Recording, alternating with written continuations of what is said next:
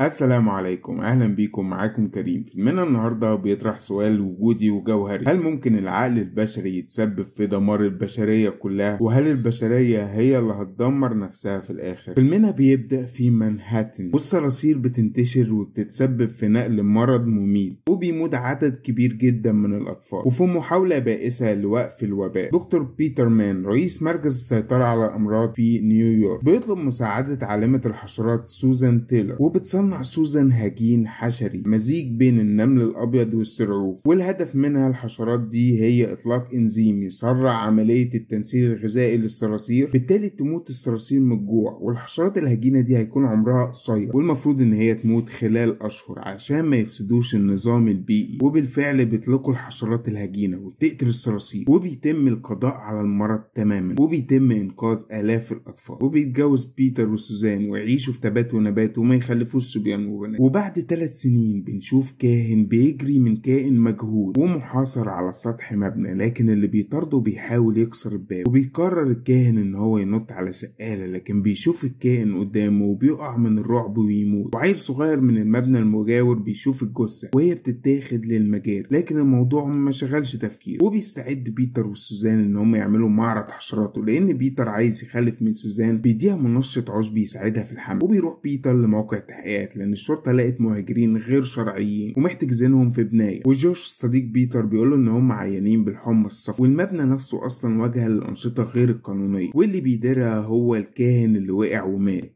وبنلاقي واحدة من المهاجرين بتصرخ وتقول ان في مخلوق هيجي ويقتلها. ولما بتوصل سوزان لمختبر الحشرات بتاعها بتقابل عيلين شكلهم غريب قوي جايين يبيعوا لها حشرات، بتشتريها منهم، لكنها لما جت تفتح العلبة وتطلع الحشرة عضتها، بالتالي بتطلعها بملقاط عشان تكتشف انها نفس الحشرة الهجينة اللي صنعتها قبل 3 سنين. وبتحاول تفحصها لكنها عضتها برضه، واضح انها بقت حشرة عضاضة، فرشقت فيها دبوس وراحت تراجع البحوث اللي كانت عاملاها عشان تعرف ازاي الحشرات دي فضلت عايشة. بس ما خدتش بالها ان كان في كائن واقف بيراقبها من بره، ودخل جوه الحشرة، وبعد الفحص اتأكدت انها نفس الحشرات، لكن المخلوق خبط في حاجة وسمعته سوزان. ولما راحت تشوف في ايه لقيت ان الحشرة مش موجودة، وبتشوف خيال بيتحرك حواليها لكنها مش عارفة ايه ده، لكن فجأة الكائن بيطير من النافذة. وبنروح لتشيوي اللي بيشوف خيال قدام المبنى، لكن ماني اللي بيرعاه بيشوف تشيوي بيبص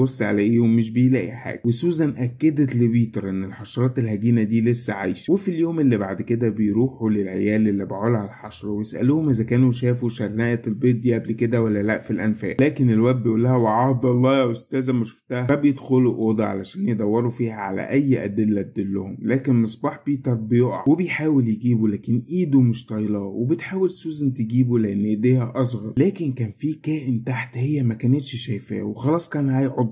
لكن بيظهر لينارد ضابط المترو وبيطلب منهم ان هم يمشوا لان هم ما عندهمش تصريح بالتفتيش. وبينزل العيلين للانفاق علشان يدوروا على الشرنقة اللي شافوها في الصورة، وبيلاقوها فعلا، بس بيلاحظوا وجود كائن غريب قدامهم. وعلى الفور الكائن ده بيغز واحد فيهم ويلتهم التاني. وبتروح سوزان لدكتور جيتس الاستاذ بتاعها، واللي بيقول لها ان حياة المختبر حاجة والحياة الحقيقية حاجة تانية خالص. ممكن تكون الحشرات دي بنت مستعمرة كاملة. وتشيوي بيسمع أصوات غريبة من المبنى، وفضوله بيخليه يخرج عشان يشوف ايه الأصوات دي. وبيلاقي كنيسة فيها كل حاجة متغطية والأصوات عمالة تعلى، وبيحاصروا مخلوقين. يا لهوي دول طلعوا كوائن مش كائن واحد بس. وفي محطة معالجة للمية بيلاقوا حشرة ضخمة وبيطلبوا خبير حشرات عشان يفحصها. والوظيفة طبعا بتروح لسوزان لأنها خبيرة الحشرات الوحيدة في الفيلم. وبتروح للدارل اللي بيديها الحشرة الميتة علشان تفحصها، ودي طبعا كانت إشارة إن هو هيعمل مسلسل الموتى السائرون. وبتلاقي سوزان انها نفس الحشرة الهجينة لكن بحجم كلب، وبتقول له ابعتها لدكتور جيتس عشان يفحصها فحص دقيق. لكن ماني اكتشف ان تشيوي مش موجود ولقى النافذة مفتوحة، بالتالي شك ان الواد راح المبنى المهجور. وبيوصل بيتر وجوش ولينارد للمحطة ومعاهم معداتهم، بيلاقوا فجأة فجوة كبيرة في الحيط، وبيحاولوا يدوروا على الحشرات يمكن يلاقوا العش بتاعها. وبيتصل ماني بالشرطة لكن قالوا له جميع الخطوط مشغولة الآن في الرد على عملاء آخرون.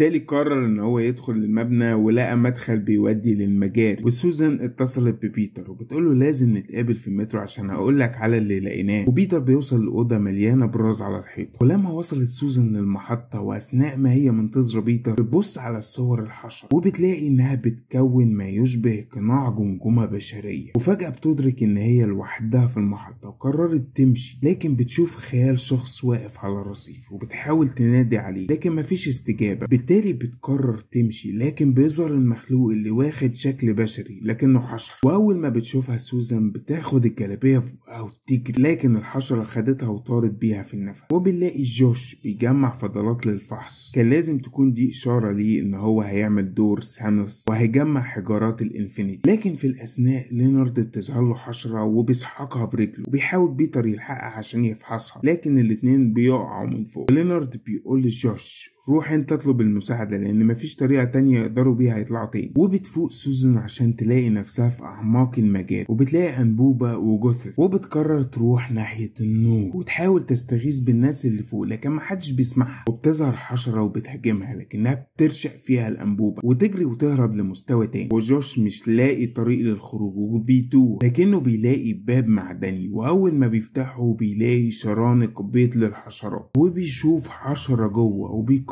يهرب في الصمت، وبيلاقي فتحة مجاري بيحاول يطلع منها لفوق لكنه بيقع ويعمل صوت وبتسمعه الحشرة. وبيحاول يطلع جوش ويمسك حبل لكن حشرة وصلت له قبل ما يطلع. وماني بيلاقي سوزان، وبيلاقي لينارد عربية مترو قديمة وبيسمعوا صوت لكنه بيطلع ماني اللي بيقول لهم ان سوزان محبوسة وبيحاولوا يطلعوها لكن في حشرة سمعتهم وبتجري عليهم وبيجروا كلهم على عربية المترو. ولينارد بيضرب الحشرة بالنار بعد ما اتحشرت في الباب لكنها بتسيب نصها التحتاني وبتدخل لهم وبتجري، وبيحاول بيتر يخرجها لينارد عشان يعرف يضربها بالنار لكنها بتعمل نفسها ميتة، وفجأة بتشانير رجل لينارد اللي ضرب النار عليها لحد ما فرفرها. ولما فحصتها سوزان بتلاقي ان عندها رئتين زي رئات البشر، لكن فجأة سرب من الحشرات بيهاجم العربية، وسوزان بتقول ان دم لينارد هو اللي بيجذبها، بالتالي بتنتزع غدد الحشرة وبيدهنوا بيها الشبابيك، وده نجح فعلا في ابعاد الحشرات. وبيلاقي بيتر خريطة قديمة للانفاق وبيشوف مخرج للهروب، كل اللي عليهم يعملوه هو تغيير مسار القضبان وتشغيل القطر. بالتالي بتكون مهمة ماني ان هو يروح يغير مسار القضبان، وبيتر هيروح لصندوق الكهارب علشان يشغل القطر، لكن فجأة بتظهر حشرة قدام بيتر لكنها مش شايفاه فبيحاول يدهن.